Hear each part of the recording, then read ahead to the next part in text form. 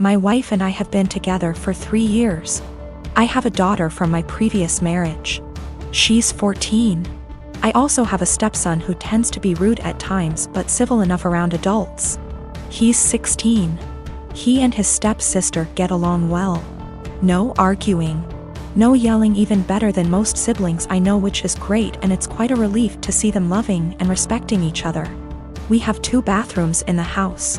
My daughter only uses the smaller one, since it's always available, unlike the main bathroom that my stepson and wife often use. I've recently received some money and decided to renovate the small bathroom that my daughter uses, since she complained about things needing to be fixed. I started the renovation 2 days ago, while my daughter uses the main bathroom as an alternative.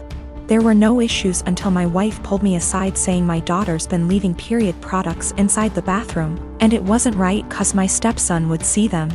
I asked my wife for more clarification, and turns out my daughter gets rid of her used pads by putting them in the trash can inside the bathroom. I told my wife there was nothing wrong with that, so what's the problem? She gave me a look, called me an ignorant, then dropped it. This morning she looked upset and told me my stepson went inside the bathroom after my daughter got out, and probably saw her used pads in the bathroom. I asked if she meant the trash can, and it was confirmed. She then proceeded to tell me to ask my daughter to stop using the main bathroom even though the small one is still in the process of being renovated. I absolutely lost my shit and told her she was making a ridiculously unreasonable demand. Told her it's my daughter's house too. Where is she supposed to go if she can't use both bathrooms? We started arguing back and forth until she said she'd talk to her, but I told her to stop it. She just kept giving me the cold shoulder for hours now, even though my stepson said nothing about this issue as she claims it to be. My wife said she was trying to be a parent, but I treat her as an outsider to my daughter. That's not true. I might have been harsh on her, but in my opinion she wasn't trying to parent, she was being unreasonable. I might be wrong, I just don't see her point. My wife is an incredibly private person, but that doesn't mean she can get others to follow. The trash can we have has a lid. It's a step-on trash can that doesn't require hands. My stepson isn't even aware of what his mom's talking about. He can barely look around, he always has his phone glued to his face, and he doesn't pay attention to anything. 2 years ago my house burnt to the ground after being struck by lightning. Thankfully it was during the day, so our 3 kids were at school and my husband and I were at work. We lost everything, but we were safe. It took almost 11 months for the insurance to pay out. The insurance covered 1 month worth of hotel stays, but after that we were made to fend for ourselves, and the only option we had was to move in with my SIL. She tells us we can have her spare room and her office space, since she used neither of the rooms, and her stipulations was we needed to purchase all of our own food and pay her $100 a week. By week 3 all of that changed. She then decides we need to pay her $250 a week and we can only use 1 room. So all 5 of us were crammed into the smallest room she had, which was the size of a glorified closet space and didn't even fit a twin bed and a small dresser. So we lived out of trash bags and slept on the floor for close to $1,000 a month some months, and still had to purchase all of our own food, despite her claiming my children on her food stamps. She also had no bills outside of her land tax, $450 a year, electric and heating oil, which she hardly ever filled. So we were essentially paying her so she could do leisure activities. It was the worst 8 months of my life. 3 months ago my grandmother decided that she wanted to go to assisted living after a fall and transferred the deed of her house to me, and basically said it was mine now. It is a 5-bedroom farmhouse. My boys insist on sharing a room, so we have 2 extra bedrooms. Well, my sister-in-law lost her house last month due to not paying her land tax for several years and asked if her and her stepdaughter could stay with us until they get enough money to move down south. I said sure, 1 bedroom, $800 a month, and you have to buy and cook all your food separately because my daughter is vegan. She looked at me like I had 10 heads and said that she and her stepdaughter should not be made to share a room when there are 2 extra rooms, and stated she cannot afford a rent of $800 while purchasing all of her own food on top of it. I said, neither could we, but we managed to cram 5 people into a glorified closet space while you were getting $1,000 and food stamps. Take it or leave it. She decided to leave. I'm a 19-year-old F with 6 older siblings. My parents spent most of my childhood spending money they didn't have on my siblings, so by the time I hit my teenage years, I realized I was probably going to have to fend for myself financially when I turn 18. I started babysitting and doing odd jobs around my neighborhood when I was 14, and eventually got part-time jobs during the school year. By the time I was 16, I was working 3 jobs in the summer and 2 in addition to school. When my parents told me they couldn't pay for college, I'd already earned enough, along with scholarships, to be able to put myself through college and have plenty left over. I've continued to work during the school year, and have been able to make money during quarantine by tutoring online. The issue began a few months ago, when my eldest sister got married. My parents spent $30 grand on her wedding, taking out a second mortgage to do so.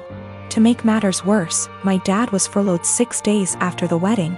They'd effectively dug themselves into a hole they couldn't get out of. 2 weeks ago, my mom texted me for the first time since the wedding. She didn't say hi, ask how I was, or make any small talk. She just said, "Your dad and I need a favor. When can we call you?" I'd expected this. None of my elder siblings are doing well financially, and they've exhausted all other loan options, both from family and the bank. I figured they would text me, ask me to loan them a few thousand, and promise to pay it back when they could figure things out.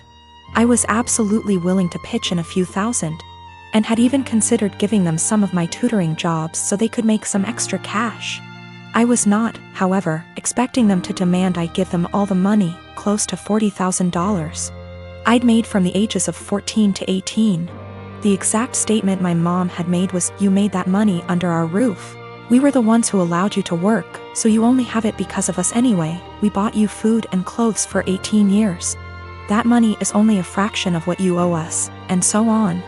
I said that food, clothes, and shelter were the very minimum. It's what they signed up for when they chose to become parents. I didn't ask for any of it, etc. They responded by telling me that if it wasn't for them, I wouldn't have the life I have today. I said they were being ridiculous, and hung up. Since that day, both, along with 2 of my siblings, have continuously hounded me about giving them what is rightfully theirs. My siblings, who have never been asked to give them money, are still professing that it's my job as their kid to take care of them. I told them they wouldn't see a cent of my hard-earned money, and have no right to make such a request. I'm torn. I feel awful for refusing to help them out, but on the other hand, this was their fault. I feel I shouldn't be responsible for fixing their mess. My dad practically gave me up to his sister from the moment I was born. My mom died when she was giving birth to me, and my aunt told me he never recovered from that because he blamed me for her dying. It hurt a lot as a kid that at family events he would ignore my existence. When I was a little older, he got more vocal about me killing her, and he can't stand to look at my face. You can imagine the amount of therapy that put me in. I used to go to church crying because I was scared about going to hell for doing that to my mom. That's how much his words me up.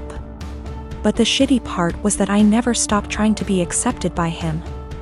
After my high school graduation, he told me to never bother him again since he legally has no obligation to me anymore, since he was sending my aunt money to take care of me.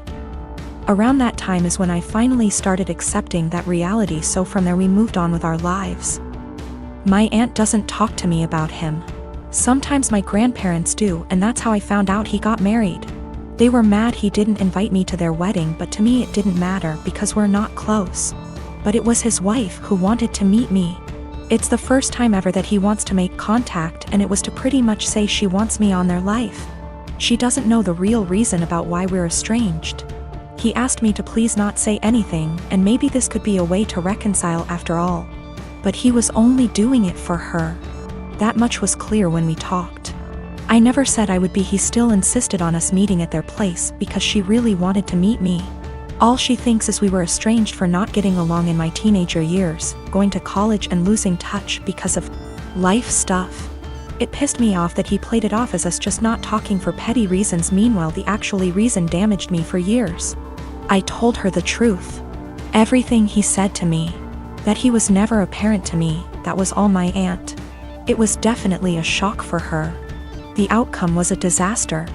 Everyone has heard about this now. My grandmas in particular told me she understands my anger. But this was his chance finding someone since losing my mom, and now it's been put in jeopardy. My dad is devastated. They think it was going too far to ruin his marriage that way when he was willing to include me in their lives, which could have been the start of our relationship. And they say not only did I ruin that, but also possibly wrecked his marriage. She just doesn't agree at all with what he did, and it could have been avoided if I didn't say anything. For me, it was hard not to tell the truth after the lies made it seem like it was nothing serious. I couldn't ignore what happened after what it did. If it was the right call, since it put their whole marriage at risk after all.